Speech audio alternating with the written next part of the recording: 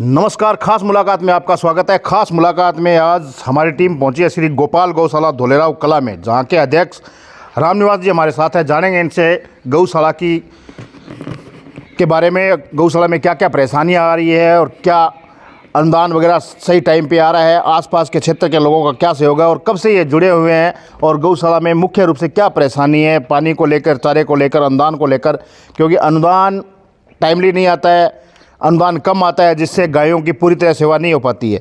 आसपास के क्षेत्र के लोगों का भी क्या सहयोग रहता है, जानेंगे। तो सबसे पहले रामनिवास जी, स्वागत है आपका। शायद धन्यवाद। तो रामनिवास जी, आपकी उम्र भी काफ़ी हो गई है और गौशाला से आप जुड़े हुए कितना समय हो गया आपको यहाँ जुड़े हुए? 2009 से 25। अच्छा, तो इस गौशाला की स्थापना आपने की थी या फिर? नहीं, हमने की थी। आपने की थी। तो आप जैसे युवा कह सकते हैं, आपको एक युवा आप, और आपके जो साथी हैं जो आपकी उम्र में आते हैं वो घर पे रेस्ट करते हैं और आप गौशाला कर रहे हैं, क्या बात है। देखो, हमको कुछ कर्म करना है। बिल्कुल।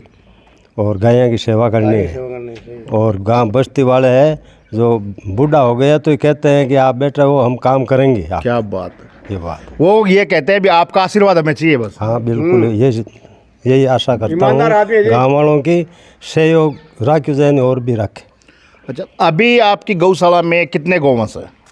गोवंश गाय हमारी गौशाला में गाय है 350। अच्छा। और बछड़ा है 55 और 100 है हांडा। ठीक है। तो इसमें दूध वाली गाय कितनी है, दूध वाली गाय है या नहीं है? दूध वाली गायें 50 है, 40। तो फिर उस दूध का आप क्या करते हो? बछड़ों को चुंगाते हैं। अच्छा, मतलब बेचते नहीं हो? नहीं, बेचते नहीं। ठीक है। तो गौशाला में सबसे बड़ी जो परेशानी आ रही है वो ये आ रही है कि जो टाइम अनुदान है सरकार का वो टाइम पे नहीं आता है और अनुदान भी कम आता है। आपके हिसाब से अनुदान कब आना चाहिए और कितना आना चाहिए? अनुदान तो हमारे गवर्नमेंट से 9 महीना का किया हुआ है। एक पारी में तो 4 महीना का आता है, एक पारी में 5 महीने का आता है। ठीक है। तो वो टाइम पर नहीं आता है। हमारे अनुदान की गायें हैं ना, वो भी अनुदान 334 का ही आता है। अच्छा। हमारे पास हाँ, मतलब नर और मादा 550 के लगभग है, गिन लिया मैं। 500 लगभग ये बात है। तो ये 500 लगभग है, तो आपने इतने रजिस्टर नहीं करवाए हैं, क्या कारण है? कब मानेगा, कोई पता किया होगा? हमने करवा दिया। अब की बार 30, 40, 50 हार बढ़ेंगे। अच्छा, अब की बार संख्या बढ़वा दी आपने? हाँ, अब की बार बढ़ेंगे। तो अनुदान आपके हिसाब से अभी तो 40-42 रुपये अनुदान आ रहा है, आपके हिसाब से एक गाय के लिए एक दिन का कितना अनुदान होना चाहिए? एक गाय के लिए कम 50 रुपये तो होने चाहिए। अच्छा। हाँ। 50 रुपये? 50 और छोटा का 25। ठीक है। हाँ। तो यहाँ गौशाला में और क्या सुविधा है? एम्बुलेंस की क्या सुविधा है? डॉक्टर की क्या सुविधा है? हमारे आज तक गौशाला के अंदर कोई पशु बीमार नहीं है। क्या बात है। बिल्कुल ही। हमारे पीने का पानी है, जगह पार्लर, मीठा पानी है, ये सुविधा है सबसे बड़ी। और बाकी खाद फूस कचरा है जगह, हम रोज़ सुबह हमारे गोरी है ना, जो पूरा ठाणा ने सफाई करके फिर भी चारों डालते हैं। ये है। तो गौशाला में एक मुख्य रूप से समस्या आती है कि जो आवारा गोवंश है, कई बार वो फ्रैक्चर हो जाते हैं या गौशाला में भी आपस में लड़ पड़ते हैं, फ्रैक्चर हो जाते हैं। तो जब ऐसी कंडीशन आती है तो उनका उपचार यहीं करते हो या फिर बाहर? नागौर भेजते हैं। नागौर भेजते हैं। हाँ, ये वो नर है ना, कोई कैसा भी आता नर तो वे होना है। बिल्कुल। तो उनको 1-2 बार टूट गया तो वो वहाँ भेजा नागौर, कृष्णा गौशाला। अच्छा, कृष्णा गौशाला में। हाँ।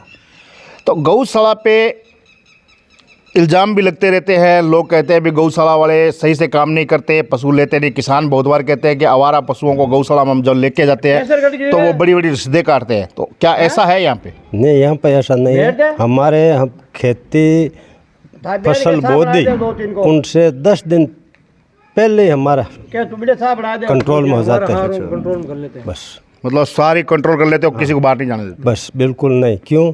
किसी भी भाई के एक भी कोई खेत के अंदर ये नर बढ़ गया ना तो पाटे साहब है, वो तो हमको गाले ही कटे। बिल्कुल। तो बात करते हैं धोलेराव खुर्द, जो आपका गांव है कला, धोलेराव कला की, तो यहाँ के लोगों का गौशाला के प्रति क्या सहयोग है, कितना सहयोग रहता है? बहुत सहयोग है। अच्छा। है तो कोई बाणिया बस्ती तो है नहीं, और उनकी आय के अनुसार उनका बहुत सहयोग। हाँ, घर के हिसाब सब। हाँ।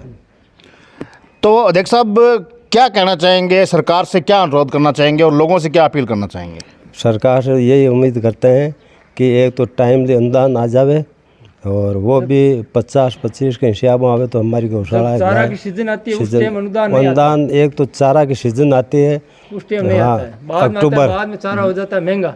10वां महीना में अक्टूबर में चारा शुरू हो जाता है तो उसके बाद के मायने हमारे तो जनवरी के मायने अनुदान आता है। वो तो ठीक है, माँ कैसे भी हो थामा से कोई व्यवस्था ही करते हैं सारा की, बाकी सरकार का अनुदान लेट आता है। ठीक है सर। तो क्या नाम है आपका? इम्ताराम है सर। इम्ताराम जी, क्या कहना चाहोगे गौशाला को लेकर? लोगों से क्या अपील करना चाहोगे और क्या कहना चाहोगे? मैं ये कहना चाहता हूँ कि गवर्नमेंट से हमारी निवेदन है कि अनुदान जब अक्टूबर या नवंबर में आना चाहिए, पहली किस्त। ये किस्त गवर्नमेंट वाले लेट देते हैं। जब चारा की सीज़न होती है उस टाइम भाव में आता है चारा, किस्त आती है जनवरी फरवरी में, उस टाइम चारा की कमी पड़ जाती है, जब चारा हो जाता है महंगा, वो परेशान है सबसे ज़्यादा। मई में और दूसरी किस्त आनी चाहिए मई में, जबकि 6 महीना लेट कर देते हैं। ठीक है, आओ गुरुदेव। तो गुरुदेव हमारे साथ है। गुरुदेव, क्या कहना चाहेंगे? गौशाला से आप जुड़े हुए, पहले आपने सामाजिक सेवा की है, टीचर रहे हो और टीचर समाज का कर्णधार होता है, और आज आप गौशाला में हो, क्या कहना चाहेंगे? हम तो यही कहना चाहेंगे, गवर्नमेंट कहती है गायों को पालो, बिल्कुल हम गायों को पालते हैं और पालते तो गवर्नमेंट टाइम पर पैसा नहीं देती है, परेशान करती है। हमारे पास इतना पैसा आता नहीं है, सारा हो जाता बहुत महंगा। बिल्कुल इन आदमियों से लिया, इन आदमियों से लिया, इनसे ब्याज लगता है तो परेशानी होती है हमारे को। लेकिन सरकार तो कह रही है गायों के लिए कोई कमी नहीं है, गाँव बहुत कमी है। सरकार कहती है, सरकार झूठ बोलती है। क्योंकि जो भी बिजनेसमैन है, जो बिजनेस करता है, उस पर 2% सेंस लगता है गाय के नाम पे। लगता है, लेकिन हमारे को नहीं मिलता ना। हमारे गायों को तो मिलता नहीं है। 2% लो, 4% लो, उससे हमें क्या मतलब है? टाइम पर नहीं आते। हमारे गायों को तो मिलता नहीं है।